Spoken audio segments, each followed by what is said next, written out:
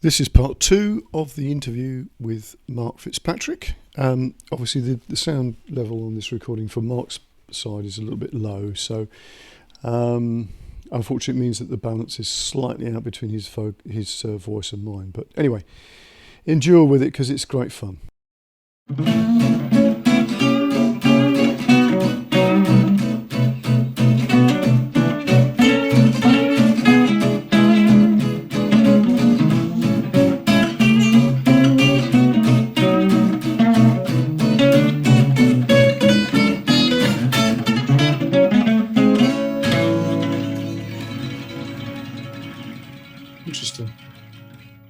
Interesting. So let's sort of wander into this. These, because you've got quite a lot of things on the go, haven't you? One way or another, apart from just doing your writing. Yeah, I do. Lots of things on the go, but it's been a bit of a holding pattern recently. Yes. Not all of them are really going very much, but I think. Yeah, but I think that's quite. I could say from my own experience. This is. Again, I'm not the only one who's found the last 2 years to be a little bit difficult to get on with things. For me personally, things are starting to free up and flow a bit better, and I hope that in general this is going to be the case for us. But I try not to look at the news as much as I used to. Very wise. I feel like I need to protect myself from it. Yes. But yeah. I have a lot of projects, and it's one of those things where I'm kind of juggling between what to do next, what to do first. And I'm one of those people who, it's both a blessing and a curse, but I have great enthusiasm. Like, I get really enthusiastic about stuff, bit carried away, having these great ideas, building castles in the air. And I think one of the lessons is that also I need to sort of pay a lot of attention to the foundations and sort of shore them up and base them on something.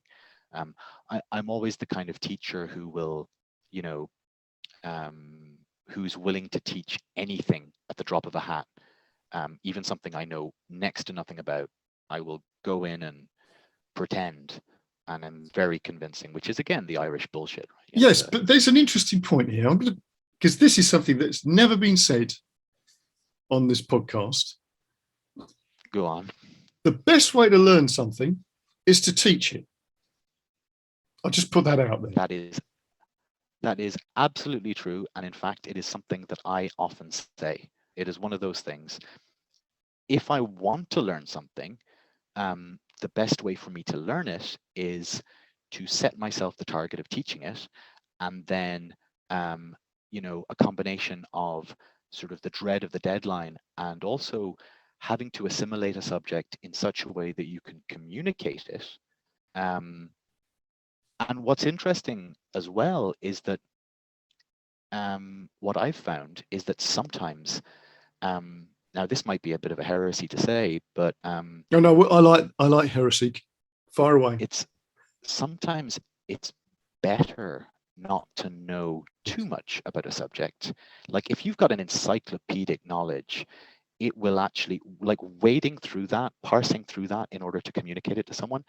But if you have sort of very rapidly and efficiently, like, you have to have the kind of person who can do this, but who can skim really quickly a bunch of stuff and then put it in such a way that it sounds coherent and it sounds sort of communicable. You make a story out of it, make a thing you can pass on. If you know how to glean the main bullet points really quickly, then often you can communicate them to someone else. Like, it reminds me of the time that one of my friends, he actually forgot to sign up for a whole unit in final year college, like completely forgot. He'd signed up, but he just never went. And it was 20th century literature, and he just had forgotten that course existed. Because we were at the end of the year, I was like going, well, when are your exams? And and then I was like, that's only five subjects there. And he said, oh, I don't know what the other one is. Anyway, I hadn't done the one that he had forgotten. So what we did is we went into the office and we said, oh, he meant to sign up for 20th century literary theory, and that's the one he's been attending. And so they just switched his which one he was going to be examined on, and I taught him the course in about 3 days, and he got an A. But like, I didn't know 20th century literary theory in detail. I mean, nobody does, but I knew how to communicate the right amount of information that would allow him to bullshit the exams in such a way that he would at least pass. And that's a valuable skill. Now, would you? I'm just testing out a thought here. When you can do that yourself, would you say that you can spot other people who can do that? Yes, absolutely. And the thing is, it's not. I'm actually not. I'm not advocating. I'm not advocating ignorant teaching. Absolutely not. That's I'm not advocating not knowing your subject matter. I'm advocating sometimes the knowledge of the subject matter is not as important as how you present it to people and how you prioritize the information, etc. Like, teaching and knowing are very different. Yes. There's a wonderful book that came out in France a few years ago by a guy called Pierre Bayard, and it's called How to Talk About Books You Haven't Read. And he sort of, it's satirical, but he's kind of basically talking about the fact that academics and writers are constantly brought to have to appear to speak knowledgeably about books they haven't necessarily read. And being able to do it is an incredible skill. And also, as he says, yeah, but like, what's the difference between a book that you haven't read and a book that you've read but forgotten? Or a book that you have kind of read, or a book that you've heard a lot about, but etc. So I used to, I think, pride myself as a student on getting away with these kind of exploits, like managing to get a really good grade in an exam which was on Shakespeare's history plays without having read any of them. But now I regret that, because I think, okay, well, it did allow you to do a lot of other stuff, but at the same time, it would have been cool to read them, So I think I was very good at being a student, but not necessarily a scholar. I think there's an important thing about, when you're saying that you're not advocating that people should teach something they don't know. But I think what actually happens is that often you do know something about the core subject, but there might be an element of that thing that's sort of on a periphery that you don't really know about. But because you understand the core of it, that bit out of there, you can sort of waffle your way through, but it's still going to make sense because it relates back to what you actually know. Yes. And I do think there's a lot of that in subjects that are quite difficult to know everything. And that could be music. I mean, from my point of view. Yeah, for sure. Yeah. But it could also be things that are, as you say, literature. You can't possibly know all the books, can you? It's just not feasible. No. No. There was a time when you could. Yes. 1,000 years ago, you could have read all the books. Yes. And since then, it has become dizzyingly impossible. And sometimes I think when you're in a bad mood, that seems like a terrible thing. Like, all those books I'm never going to read. And when you're in a good mood, it's like, oh, those books I haven't read yet. It's exciting. It's interesting, isn't it? Because there is something in music like that. In jazz, there used to be, if you were a jazz player, maybe back in the 1930s, early 40s, you could know the standards because there was probably 50 of them, 50 or 60 of them. You could know them. But then when it started to get that the standards could be 200, then you ended up with people having to have crib sheets to remind them what this was. And in actual fact, there's a thing in jazz called the fake book, which I is, know of them. I used to have one. yes, well, a fake book is not because it's not a book. Mm. It meant that if you had that book, you were a fake. That's where the term comes. You know, you weren't a proper jazzer, you were a fake. But then that sort of stuck, that sort of term, you know, the fake book. But yeah, that would have been a case of, you know, you couldn't possibly know.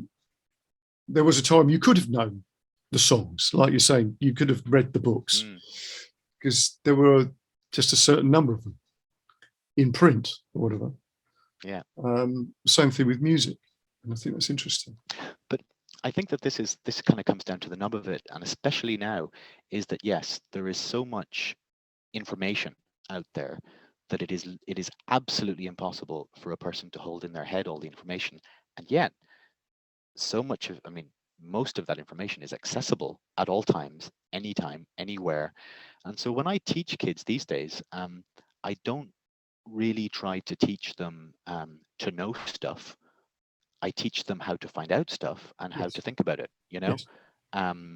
And so I think that, you know, one of my big things as well, like I think that when you see a bullshitter and somebody calls them out on it, and they've been bullshitting, like just saying stuff that's not true, right? Because they don't know.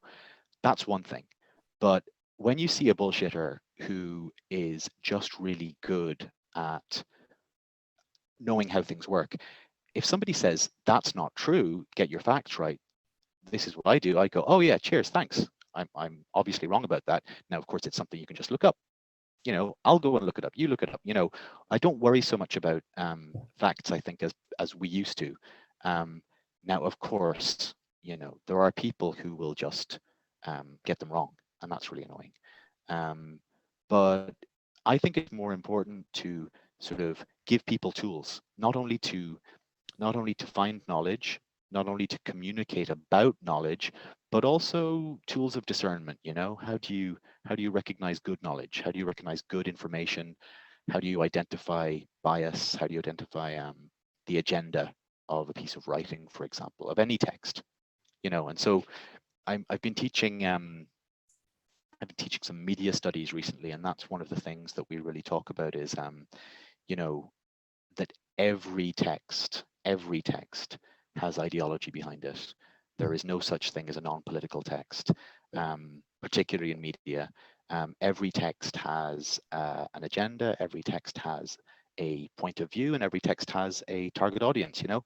And if you don't know those things, then you're not understanding it. That's interesting. Again, that's true with music. All that stuff about discernment, and knowing what the language is that you're speaking, you know, what the musical language, the genre of that is. And exactly. Also, which is why I think that people who are, you know, say they're snobs about a certain type of music, I mean, like it should be impossible. You know, you can't ever really say that type of music is bad. You can say that's a bad example of that type or whatever. But same with literature, you know, I'm a big fan of also, you know, studying books that are genre fiction, studying books that are read that people read for fun, and trying to figure out like, why is this fun? Why do we like it? Not necessarily books that are difficult and challenging. They get enough of that elsewhere. But you know, let's look at something that you really enjoyed and try and figure out what's going on with it. You know, that's cool. I like doing that. Yeah. I think that's interesting because, you know, going back to the thing about the teaching, that's definitely the same thing for me. You know, there was a time I used to just teach people things note for note because they couldn't get it any other way, apart from me just sort of saying, well, this is the solo from so and so because I worked it out off a recording. But of course now, because it's available, I don't have to do that. It's a case of, well, just go and find it, you know, or I'll send you a link to something, but let's have a look at what's going on, because that is never shown, right? Where does this come from, and where's this idea come from, and you know, how did it develop, and blah blah blah blah blah, and so on. And that's the sort of thing that you can teach, and you can point people in direction and get them to get to the sort of soul of something. Now, this is Yeah, something that fascinates me yeah. because I know it probably fascinates you as well. When you the arts has got this other thing going on. I certainly think this with music anyway. That unfortunately, music's become commoditized. But Mm. really, there's a sort of an essential thing about music that moves people, and it's not definable. How do you sort of engage with that yourself personally? You know, about the sort of, let's call it mystical, for want of a better word. Mm. The, I the mean, magical part of the art, and how do you communicate or do you not communicate that to people? no, I do, and increasingly I do, and I think ever since I was a little kid, I was fascinated with mystery and magic and mysticism and monsters and Yeah. all of those things, like absolutely obsessively as a kid. But I think that there was a time in my sort of late teens, much like the sort of the AD era in my 17th and 18th centuries. I went through my enlightenment and I was like, right, let's put away all that magic, right? That's rubbish. Let's be an existentialist rationalist because that's what grown-ups do. Um, you know, and I became a skeptic because I thought that's what you had to do. I thought that's what growing up was, and I thought that was what was sophisticated, and that was what, and I completely have changed on that. And it's been a real sort of growing process, but also a kind of a return to the origins, to a more childlike way of looking at things, to a Mm. more holistic way of looking at things. And now, when I teach, I very often make references to magic and the soul and spirit and all these things, but I do them in such a way that they are not distasteful Mm. to somebody who is skeptical or Mm. whatever, because what I make clear is that if you want, this is a metaphor, Yes. and if not, it's completely real. But what Yes. I'm trying to teach you is that that is a moot point. Yes. It doesn't matter if it's metaphorical or real. The end result is the same, because what we're talking about is the soul, the spirit, and we're talking about language and story. So therefore, you know, and so when I teach, I often will reference things that are kind of on the more spiritual end, or so on like that, but always in a kind of a way that is intellectually playful. So it shows that, like, I'm not telling people woo woo the pyramids were built by aliens. I'm telling people, for example, aren't aliens an amazing um, projection of the human mind onto the unexplained mysteries of the past? Or, for example, and that does not preclude them abducting people, you know, for example. And so, I think that my way of understanding not just the sort of mystical aspect of things, the magical aspect of things, but also my way of understanding reality has changed a lot since, as I've grown older. And I mean, even sort of 10 years ago, 20 years ago, I was already thinking along these lines, in the sense that there was a line that I wrote when I was writing about W.B. Yeats in a big Okay. exam. And yeah, no, I mean, he was one of my specialist subjects for a Right. literature exam that I had to do. um, and I sort of was really fascinated with his kind of mystical aspect.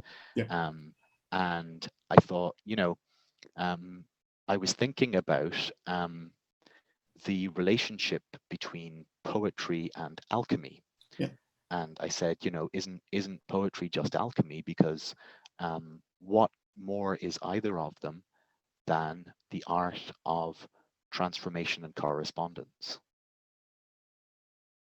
Exactly. And Yeah. I was like, yeah, that's it. Because those things, what operates in language operates in truth, in a sense. Not necessarily the same reality that one measures with reality measuring instruments, weighing and measuring, but things like when people say, I don't know, magic isn't real, or the soul isn't real, then you can basically respond to them with the idea that, well, neither is truth or justice or honor or money. money. Snap. Exactly. And some people get really upset, like when Yes. Oh my God. you Yes. you Yes. tell them money isn't real, and they'll go, but yes it is, I've got some. Well, no you don't. And then you just take that argument to its conclusion, and you get people really irate Yes. because they've spent so much time on the pursuit of this thing that you've just told them doesn't exist. Yes. But I think it's not. Sorry, go on. No, I was going to say that's an interesting thing about that.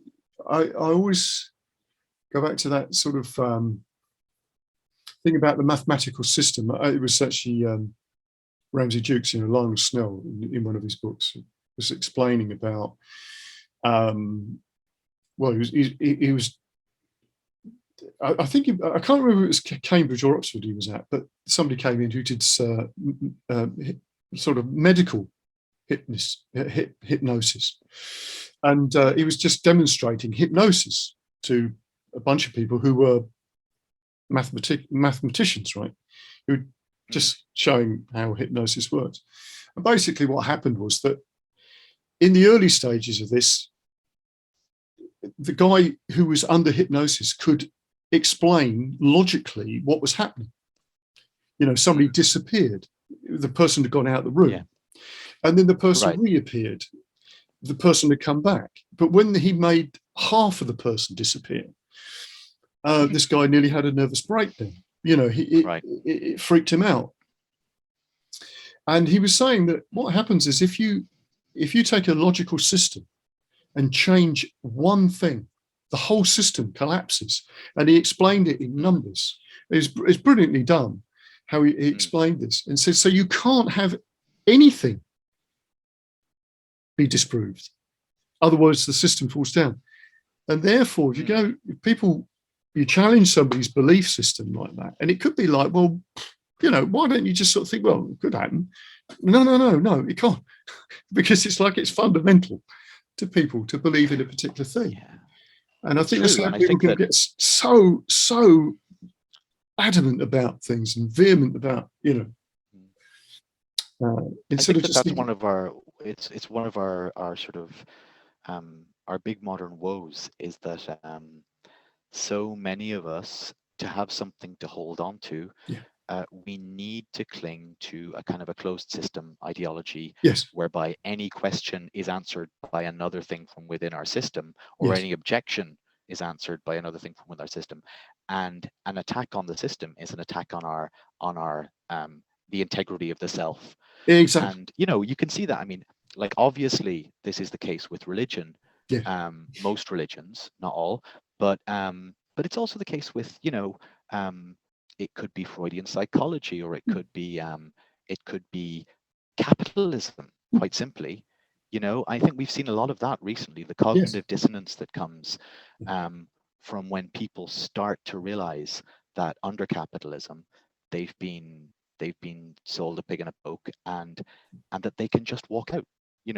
Obviously you can't disengage from the system fully at the moment in the Western world. It's very hard to. But, like, for example, if you've got a shitty job, you can just walk out of your job. And then you were seeing all these stories now in America where they treat employees like shit. And they're all complaining they can't get any workers, because people are suddenly waking up to the fact that, like, no, this is inhuman. This is inhuman. I can just walk away. Exactly. And but at the same time, with, I think, and this is the thing, this is the sort of the grand con of the capitalist system, is that it keeps us all, like, the idea, if you tell someone you define yourself by your identity as a cog of capitalism, most people would go, no, I don't. But actually, it has sold us all these subsidiary identities, like, are you left wing or right wing? Particularly those. Are you woke? Are you anti woke? Are you what's your racial, what's your sexual, what's your gender identity, what's your, and it sold people all these different tribalisms Yes. that we then are using as a proxy for ourself. And when they are attacked, we feel an attack on ourselves. But actually, I think that fundamentally the sort of the capitalist machine is it's selling us this kind of cosplay, that we're all playing these roles. Yeah. It's a bit matrixy, right? It's like, but actually we're all lying in a pod plugged into the machine. Yeah, well, that's a fantastic metaphor from the Matrix, because it is like, well, everybody is a battery for the system. You are the thing that exactly. You buy the thing, and you are GDP. What's that? If that's not sort of, what voltage are you, sort of thing. Yeah, exactly. And that, and that everything is been there, done that, got the t-shirt. I'm now advertising for it, that we're all giving it product placement. We're all giving it advertisement, Yes. whatever it is. Yes. We're all selling something all the time for someone else. Yeah. So you're talking about W.B. Yeats. I think that one of the things that we seem to also have forgotten is that somebody, however crazy an idea could be, they believed in that.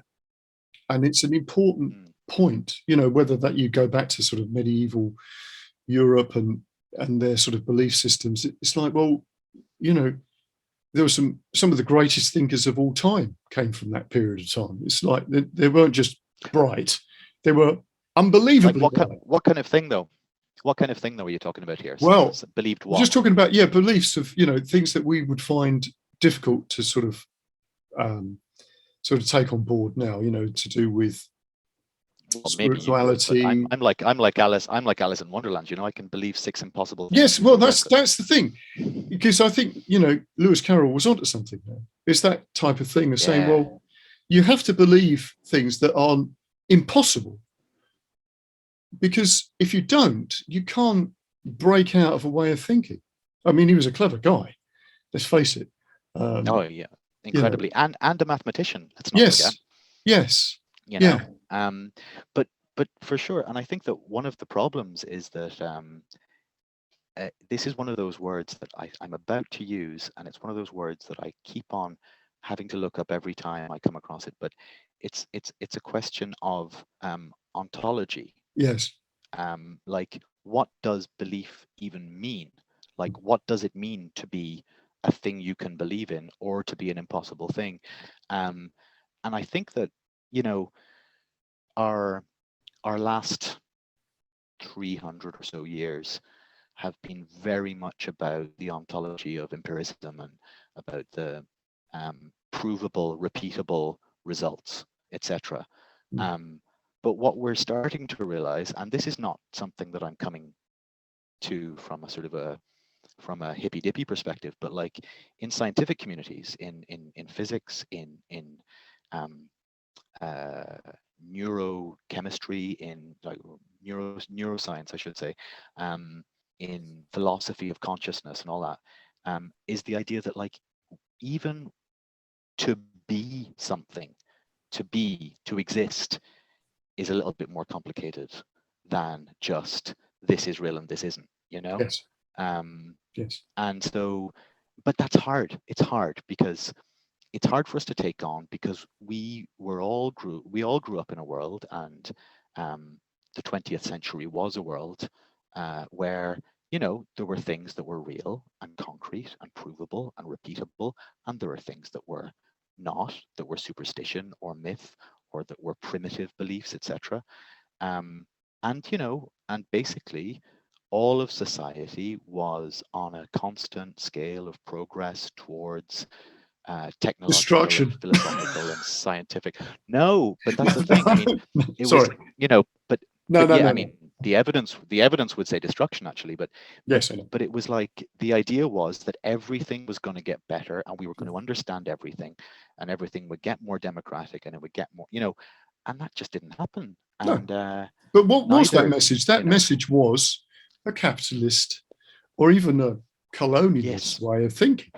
You stick with also, us yeah, and you'll sure. be all right, mate, type of attitude. And it's like, and also that well, we are white Europeans, so obviously we're the pinnacle of civilization's progress. Whereas these days I get really excited when I read stuff like the agricultural revolution in 10,000 BC was a disaster for humanity. I'm like, yes, wow, that's amazing, but actually yes, yes, yes, because that's where war, plague, famine, dictatorship, empire, exactly. all of that came from, and oppression of women, for example. But I mean, that's to radically simplify things, but to look at things and say, yeah, well, maybe progress isn't progress, No, maybe it's not necessarily no. a good And thing. and interesting again, stories such as this. Look at the Garden of Eden story. That sort of Mm, Genesis thing. You look at that and sort of nonsense. But of course, once you start deconstructing that metaphor and going, well, look, if you just sort of go out of the thing of you can start deciding that actually you're going to do something a different way, there are consequences. And that's really, if you look at it on that level, it's like, yeah, I mean, you get the knowledge to do something, but what's the kickback, of that? mm-hmm. You work out how to plow the field, and then you realize over a period, not in your lifetime, but somebody else's lifetime, all the topsoil's disappeared, and suddenly you can't grow anything there anymore. But it's all those things that you can't see, the consequences that you cannot see, and we're still doing it, obviously. We're still doing it, and also what's crazy now, and what is the most sort of, I think, apocalyptic thing about the current moment, in the sense especially of revelation and things being uncovered that were hidden, is that now we know that the things that we're doing are shortening our future radically and are making our future increasingly problematic and probably like a hellscape wasteland, but we're still doing them. In fact, we're Yes, accelerating. yes, I And know. it's I sort know. of this is the thing that I think this is the thing that I have been feeling for the past few years, which is that reality has been radically destabilized. Like when I was growing up, there was a certain way things were, and it was like, this is reality, and reality is, the good guys always win, democracy is good, and blah blah blah. And then just sort of the world kind of jumped the shark and became increasingly like a sort of a bad caricature of an edgy 90s political satire, probably written by Chuck Palahniuk or something. And like if you had read in the 90s about Boris Johnson and Donald Trump and Jacob Rees-Mogg, like these people are not real people. These are caricatures. Yeah. And what's hilarious is that like even they know that they're playing them. Yeah. Right. So Well, I interviewed Paul Kingsnorth a few weeks ago, and he was saying that right. Yeah. he was at university with Rees-Mogg, and he said, Oh, really? even then he looked like an Edwardian gentleman that was obviously going to go into politics. He said Yeah. he wasn't going to do anything else. But this is true. But also, he's like a cartoon villain. Yes, he is a cartoon. He is a villain, and he is a cartoon villain. He is a pantomime villain. He's a silent movie villain, and people lap it up. Yes, they want that, and everything is spectacle. But I think that in a weird way, this is actually very empowering, because if the world is teaching us any lesson right now, it's that the important thing is not the reality, because who the hell even knows what that is. The important thing is the story. And if I think a lot of people are really struggling because they're stuck in stories that other people wrote. or that other people are writing.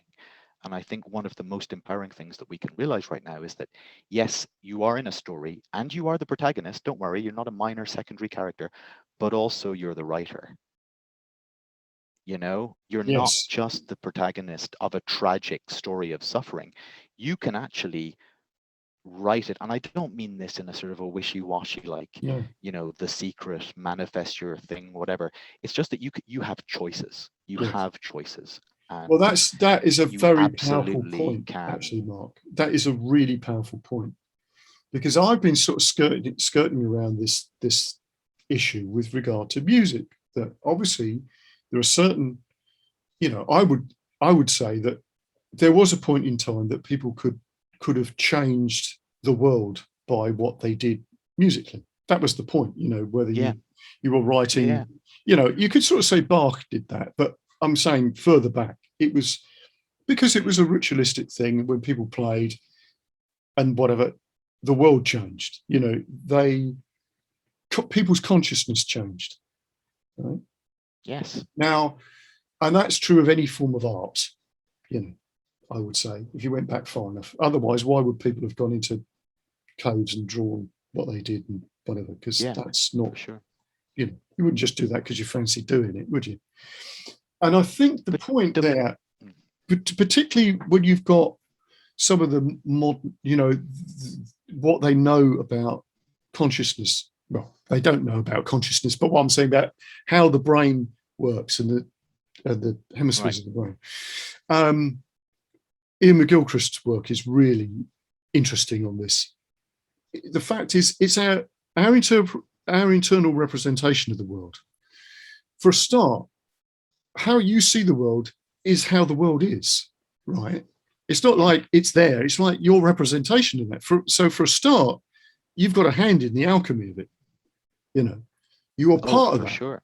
You know, and For and sure. then if that starts to manifest itself in a particular way, and there's lots of, you know, philosophical points about this. You sort of go, yeah, all of this stuff points to this thing about what you do with the world starts to make Yeah. it happen. And then you could go, okay, so let's say there's confirmation bias that other people look at the world and go, shit, that's amazing.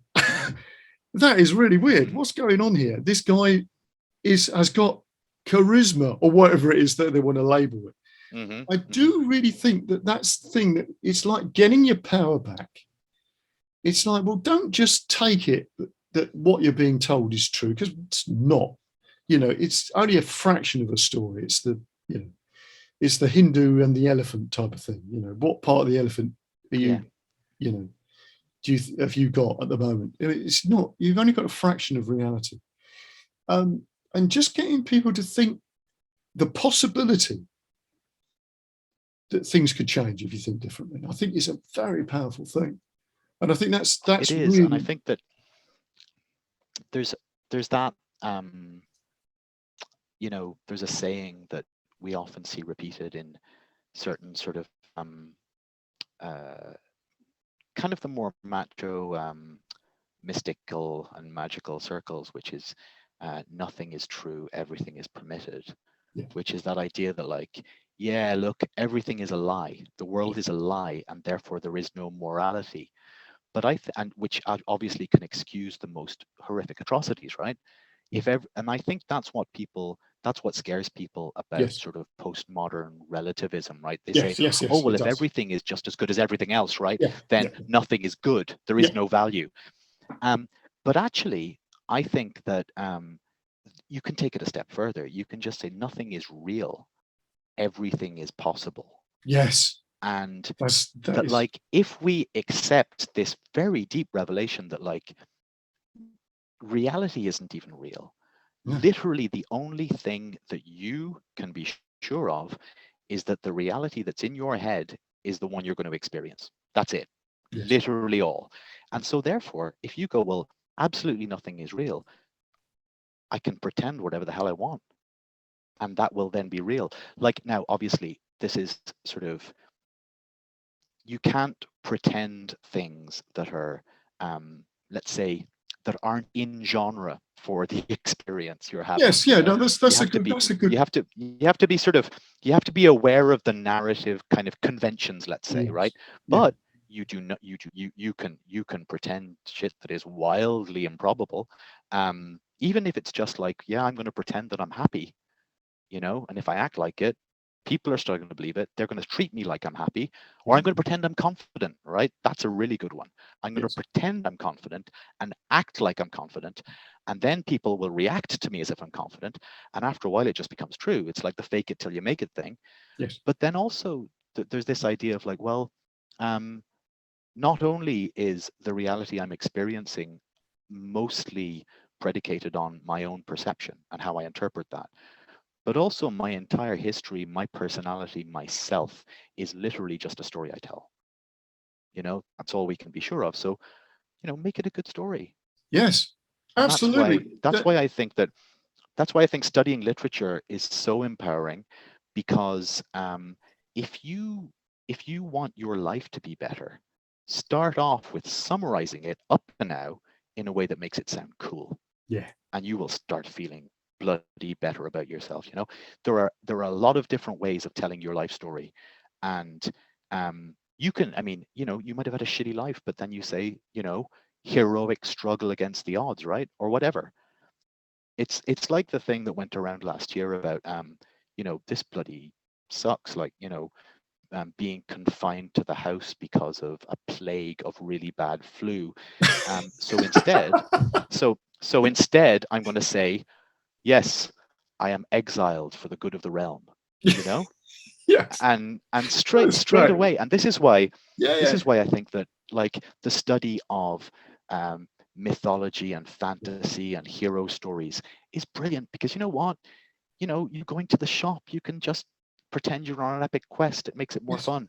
you yes, know yes. And in fact, I remember Alan Moore did something about walking around the streets of Northampton, which is not the most exciting place, but he doesn't seem to sort of go anywhere, does he, other than Northampton?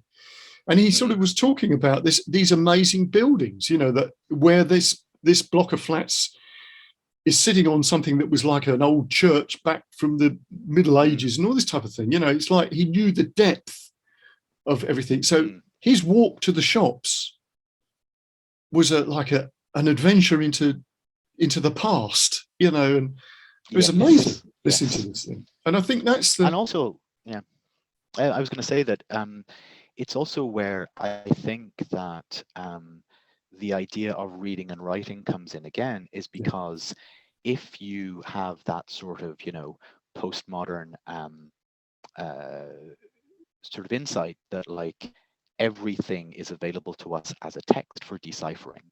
So you can read everything, which means not just seeing it, but interpreting it. And if you do that with a sense of, also a sense of the kind of the playful, and also a sense of the fun, like if you start doing that in a paranoid style, you become a conspiracy theorist, and you see everything as a sign that, you know um, Bill Gates is out to get you, or that the little green men are out to get you, or the lizard people, or whatever it is, and everything is about that.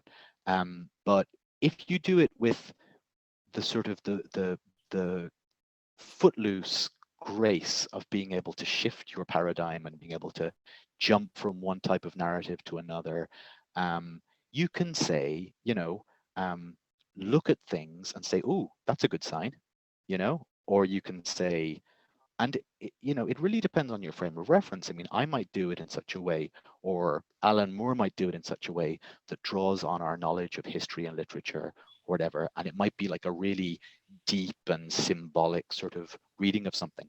But equally, it could be like um, reading your morning commute, like like a like a sports game, or something like scoring points, right? Or like a video game, or whatever your frame of reference is, whatever gives you the dopamine hits, just do that. yeah, yeah, There's a beautiful line in James Joyce. I mean, Joyce knew this.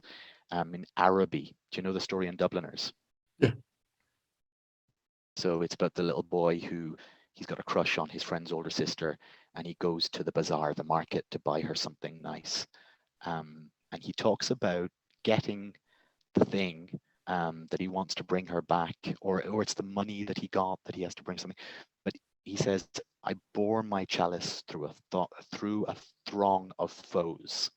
And he's just a kid with, a shilling or whatever, Yeah. or whatever little piece of cheap stuff he buys. I can't actually remember, it's years since I read it, but just that line, Yeah. I bore my chalice through a throng of foes, and he becomes the Grail Knight, whereas he's just coming home from a trip to buy a present for his crush, Brilliant and stuff. Yeah. yeah, It's great. mythologization, I think. Yeah. Right. Well, we've been talking for quite some time. I've lost track. Yeah. Oh, so we have. Yes. So I think You feel free to edit out the boring bits. there aren't any boring bits. Not when I have a conversation with people. Anyway, that's my narrative.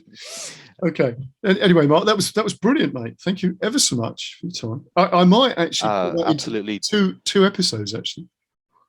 Yeah, well, I mean, it was delightful. And thank you so much. Yes, that's great. That's good. And I'm always pleased when people say yes, they'll talk to me, because